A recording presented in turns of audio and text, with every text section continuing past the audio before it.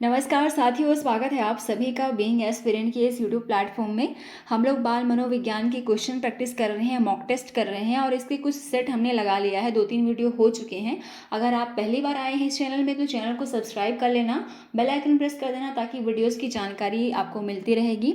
इस वाले सवाल तक हमने कर लिया था। अगर आपने नहीं देखा होगा तो बाद में जाके उसको देखना, ठीक है। पहले इसको देख लो, उसी का सीरीज़ हमने आगे बढ़ाया हुआ है यहाँ पे। चलिए शुरू करते हैं क्लास को।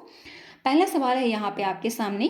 थोड़ा सा सवाल पढ़ूंगी मैं, उसके बाद में थोड़ा सा पॉज हो जाऊंगी, तब तक आपको आंसर सोचना है क्योंकि मुझे कमेंट आया था कि थोड़ा धीरे बोलना, ठीक है, धीरे पढ़ाना। चलिए शुरू करते हैं। निम्नलिखित में से किस मनोवैज्ञानिक ने कहा है कि किशोर अवस्था वह अवस्था है जिसमें बालक बाल्यावस्था से परिपक्व अवस्था की ओर बढ़ता है? किस वैज्ञानिक ने कहा है, आपको बताना है यहाँ पे सही जवाब। किल्बी ने कहा था, चार्ल्स बेबेज ने कहा था, जर्सील्ड ने कहा था या स्किनर ने कहा था? किसने कहा था? चलिए बताइएगा।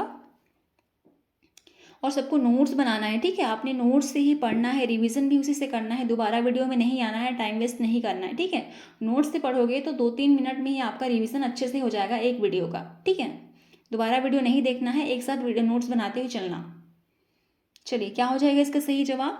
इस क्वेश्चन का सही जवाब होगा ऑप्शन नंबर 3, यानी कि जर्सील्ड ने कहा था कि किशोरावस्था वह अवस्था है जब बालक बाल्यावस्था से परिपक्व अवस्था की ओर बढ़ता है। अब कैसे याद रखोगे, मैं तो यहाँ पे आपको याद रखने का तरीका भी बताती हूँ।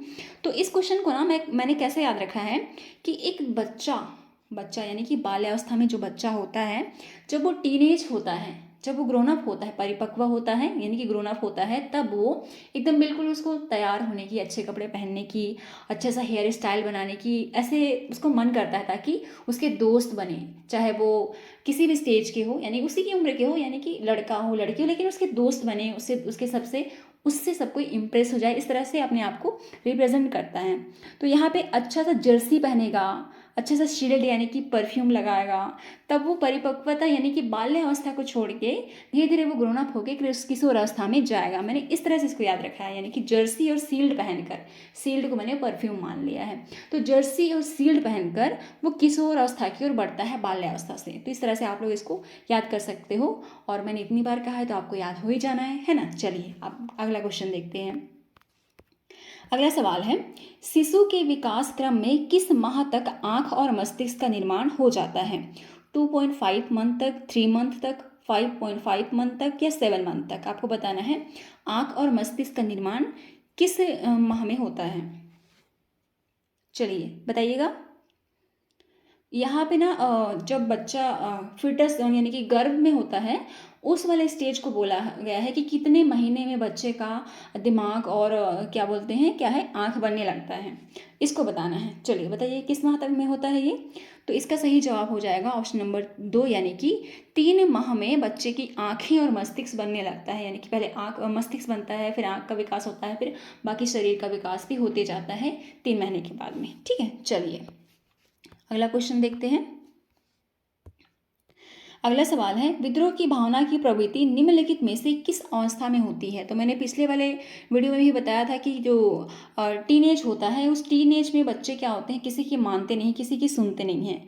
तो इस एज को एक तरह से एक चैलेंजिंग एज भी माना जाता है, जो कि ना किसी की सुनता है ना ये समझ पाता है कि उसको कोई समझ पा रहे हैं, सबको वो शत्रु मान बैठता है, दुश्मन मान बैठता है। तो ये कौन सा अवस्था हो जाएगा? पूर्व किशोर अवस्था हो जाएगा। विद्रोह की भावना की प्रवृत्ति निम्नलिखित में से किस अवस्था में होती है? तो पूर्व किशोर अवस्था इस क्वेश्चन का सही जवाब होगा। चलिए अगला सवाल देखते हैं।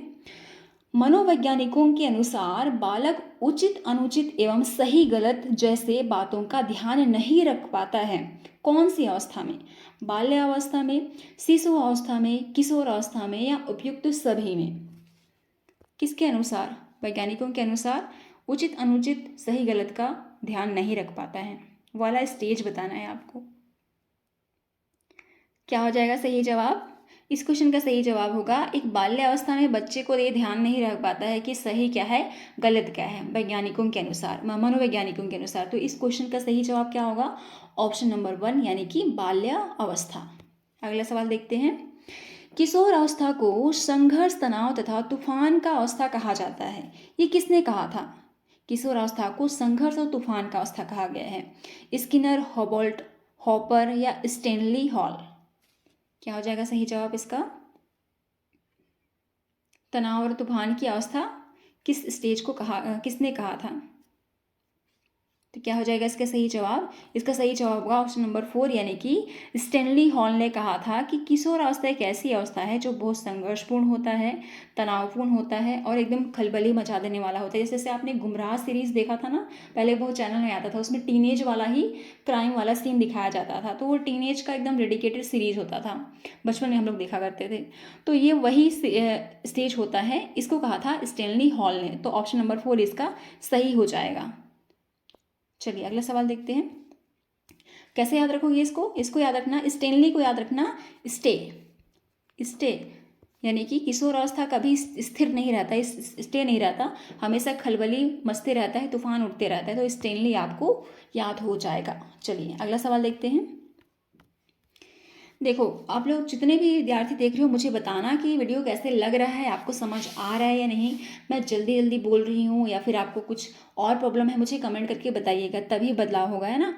और सब कोई नोट्स बनाएंगे, पीडीएफ यहाँ पे नहीं मिलेगा क्योंकि मैं एक ही शीट में बनाती हूँ और उस शीट को शेयर करना मुश्किल है ना, एक ही शीट में बनाती हूँ तो शेयर नहीं कर पाऊँगी। जब पूरा बन जाएगा तो हो सकता है मैं इसको शेयर कर दूँ किसी थ्रू, लेकिन अभी नहीं हो पाएगा, इसलिए सब कोई नोट्स बनाएंगे और अलग से नोट्स बनाएंगे। इसका छोटा सा पतला सा कॉपी ले लेना, उसमें बना लेना नोट्स, ठीक है। चलो 10 नंबर के सवाल यहाँ आएंगे और एमसीक्यू प्रैक्टिस से आपको 7 से 8 क्वेश्चन बनेंगे ही बनेंगे, ठीक है। चलिए शुरू करते हैं। अगला सवाल, सामाजिक भावना की प्रवृत्ति परिलक्षित होती है। ऑप्शन नंबर 1 देखो, इस अवस्था में शिशु को दोहराने की प्रवृत्ति अधिक होती है।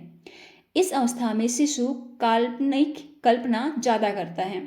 इस अवस्था में शिशु अपने वस्तुओं और खिलौने को दूसरों के साथ साझा करता है, या उपयुक्त सभी।